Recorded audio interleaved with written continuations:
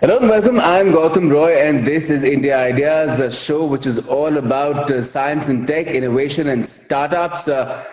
Today we're talking to founders and co-founders of homegrown Indian startups that have made a mark. They've been cited by Prime Minister Modi, and they've also been awarded by Magav's Aatmanirbhar Bharath App Innovation Challenge.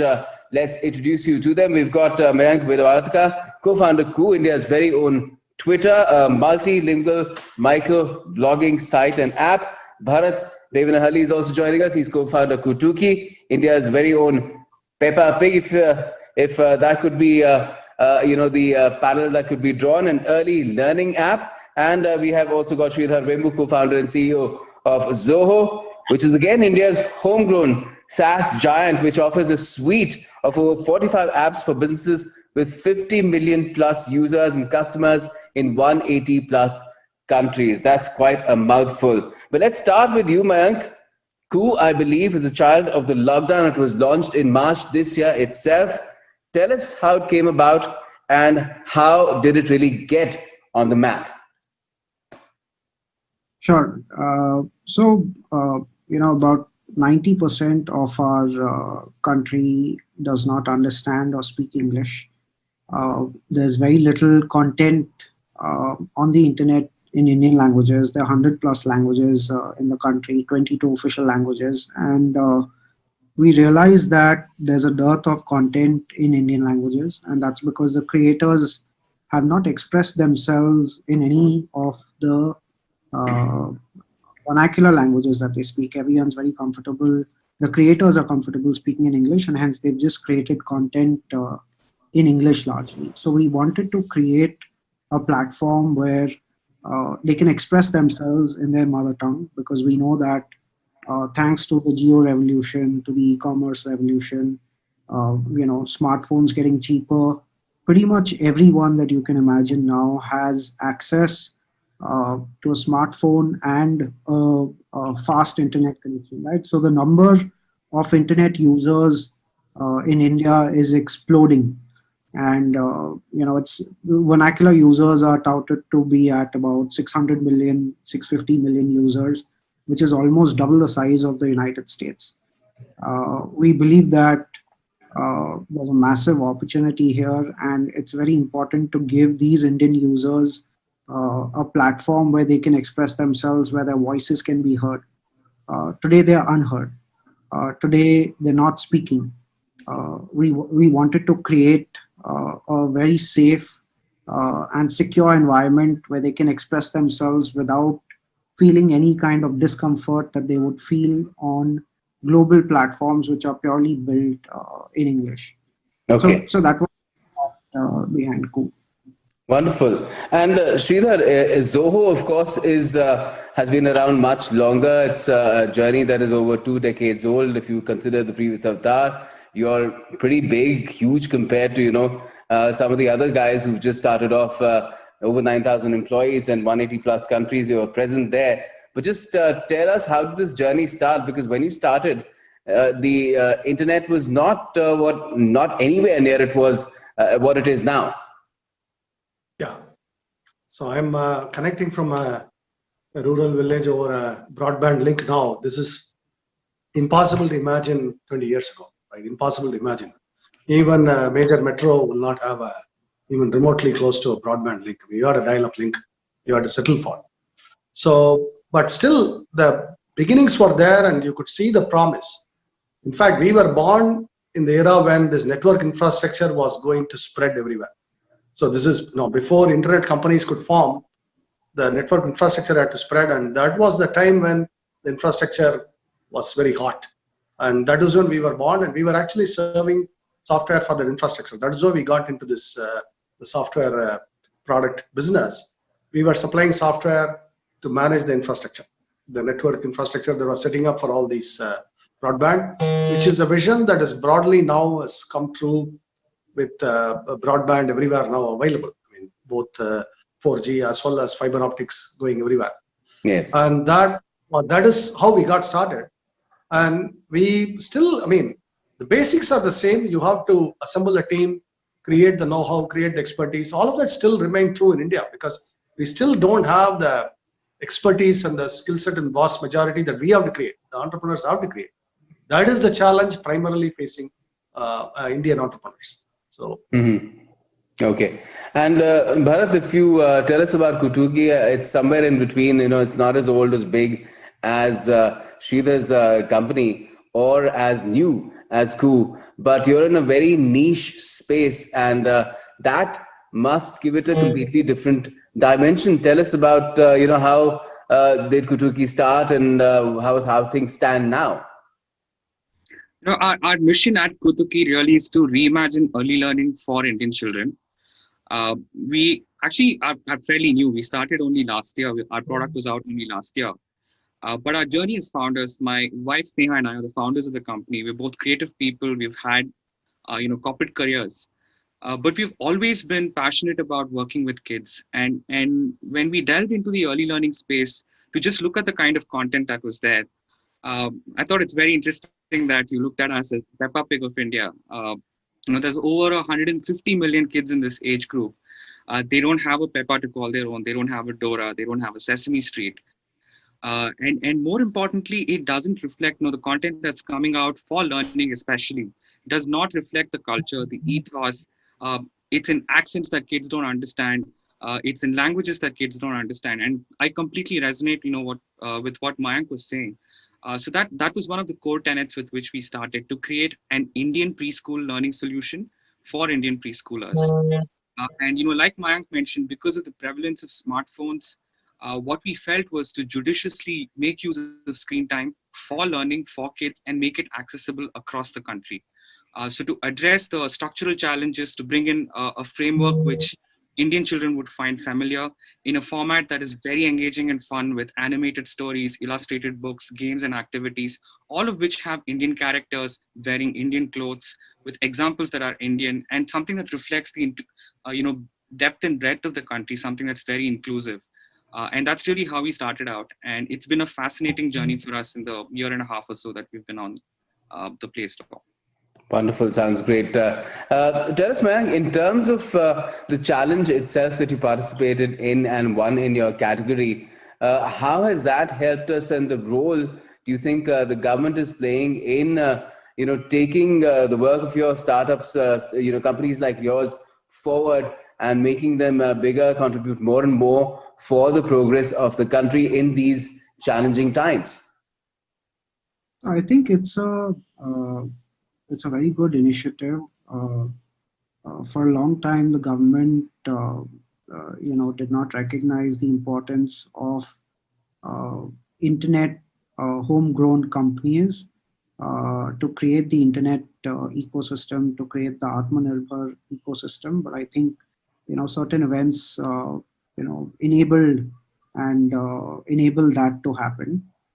I think it's very important to have homegrown companies and have an internet ecosystem with homegrown entrepreneurs, because they understand the context and the problem statements that India faces that no other country faces. An example of that is that most countries in the world are a one language, one country situation, right?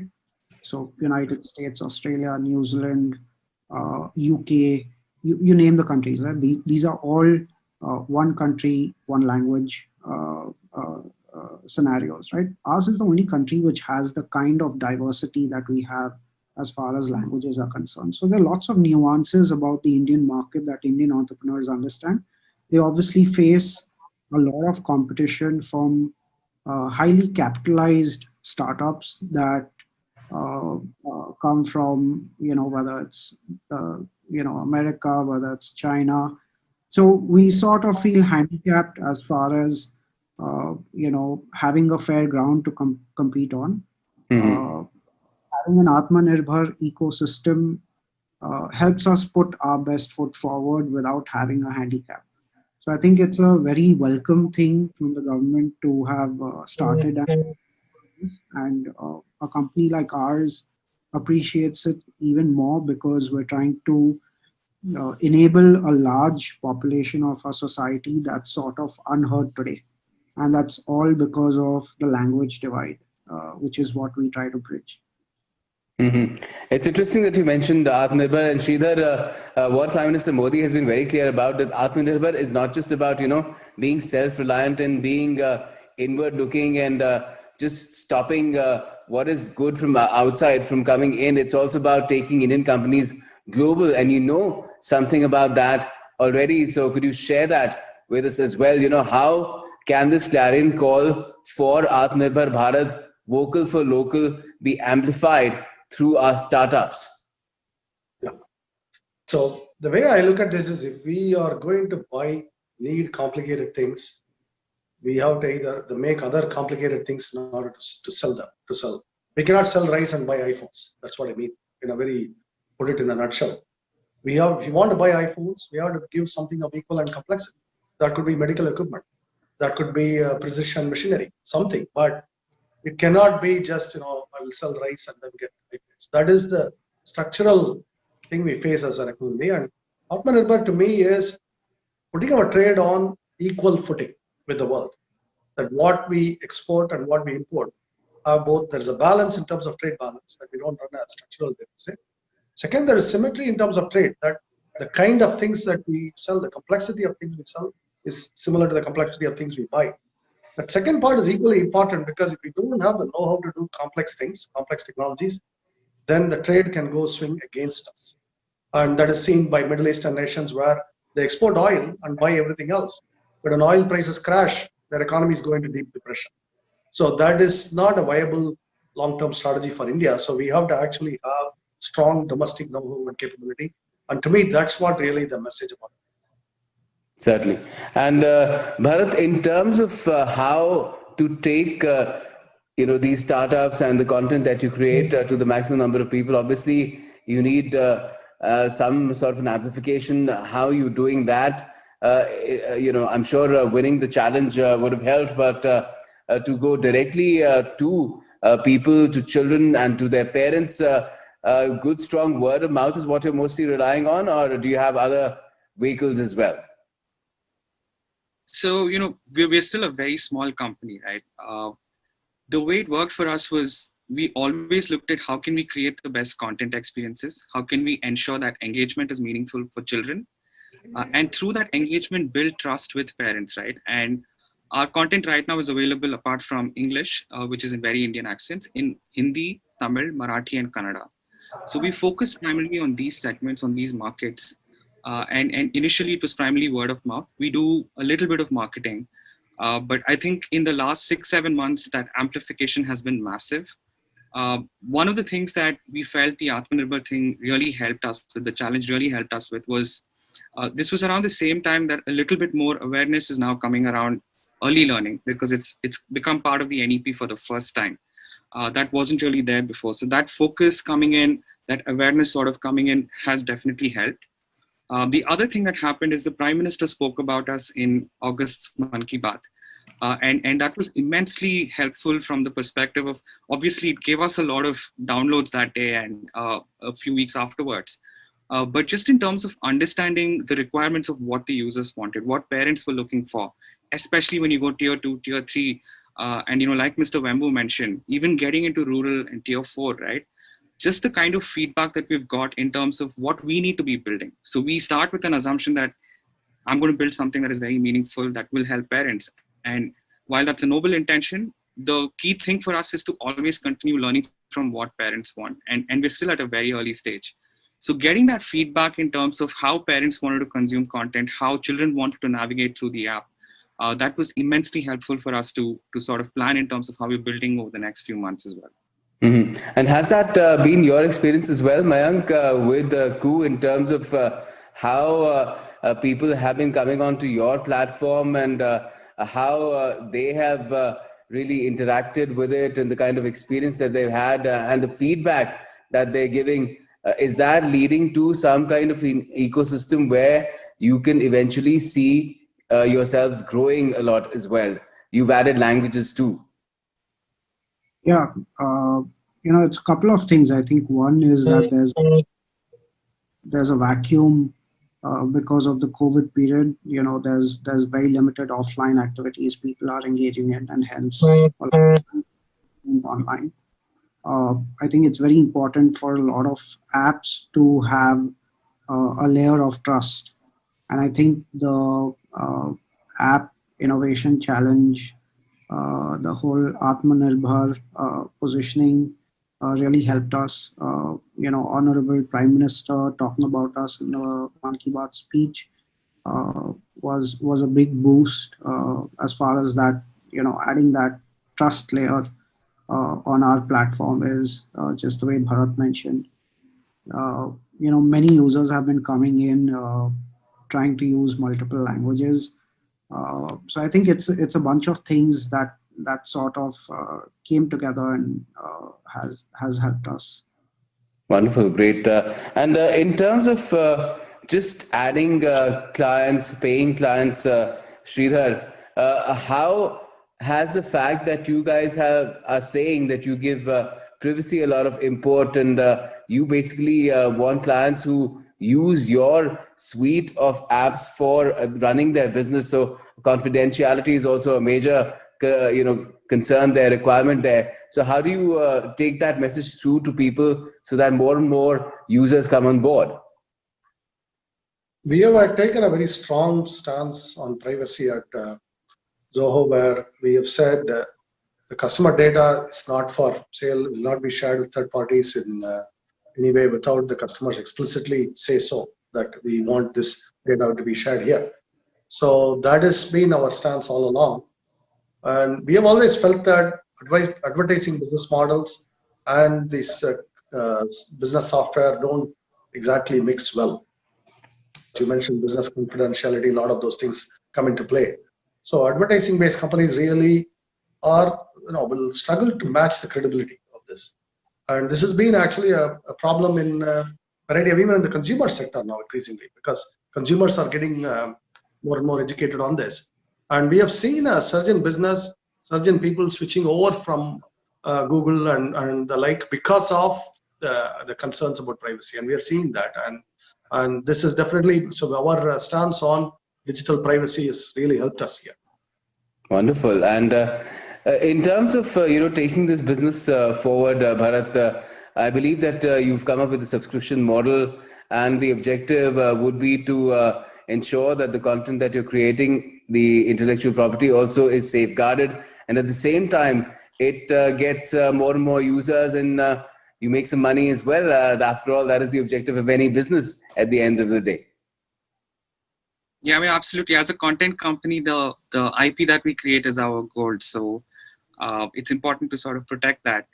But, like you mentioned, the other thing that's happened is our focus has shifted more towards how we can grow the business as well. So we launched the subscription options and started pushing them a little more from August onwards, late July, early August. And it's been great for us to see. We've been growing 2x month on month. The other thing that we understood from a lot of the feedback that we got is, while a lot of the content is in Indian languages that parents really like, learning English is still very aspirational. So one of the items of feedback that we got was, how can we make a live class offering that will enable children to learn with the same content that we've created, but with a teacher and a little more personalized attention. So that's a new offering that we've just launched a couple of weeks back, and it's been very, very interesting to see how rapidly that's growing. That's great. And Mayank, in terms of generating more and more users on your platform, getting them on board, the objective perhaps would also be at some stage to monetize Ku as well, because that has to be there if you have to grow, because more and more people you bring on board, the more and more work you need to do on the app as well. So how are you planning for that? We have multiple ideas as far as monetization is concerned, and so usually advertising will be one of the main modes of monetizing Ku. Usually advertising works when there's user scale, so we're yet to hit that to an extent that we'd like to. So I think sometime next year is when we experiment with some modes of monetization there. Okay, wonderful. Sounds great. let's hope that things fall in place for that. Now, advertising is something, Sridhar, that Zoho has not relied much on. It's just primarily you provide services and you charge for that because you value your users in a way as to not clutter their usage with advertisements that they don't want to see. But you're also completely bootstrapped as well. Tell us about that too, because we have a lot of money flowing in even now in this phase, the COVID phase, from investors, from venture capitalists, and that is creating, some would say, an inflated ecosystem as well. Yeah.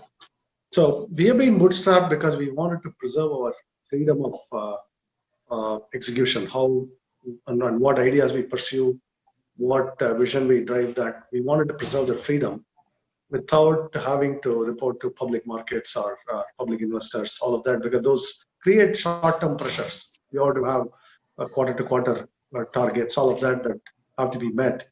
I understand why that those things exist, but we wanted to stay outside of the system and preserve our freedom. And we have been fortunate to be able to do that. And as far as the flood of capital, it always happens due to excess, very loose financial conditions. Pandemic has unleashed monetary madness around the world. And your rural focus expansion into rural areas, taking your engineers into villages, is that also helping? Yeah, definitely that is also helping, and we are doing it also with the focus that we want to. Our mission is to develop rural areas. We want to play a role in rural revitalization. That's been our mission for a while, and that is so we are taking our resources and applying it to rural areas, and that's something that as a public company, as a investor-funded company, it would be hard to do because we cannot justify short-term results using this, but we definitely are optimistic long-term about these things.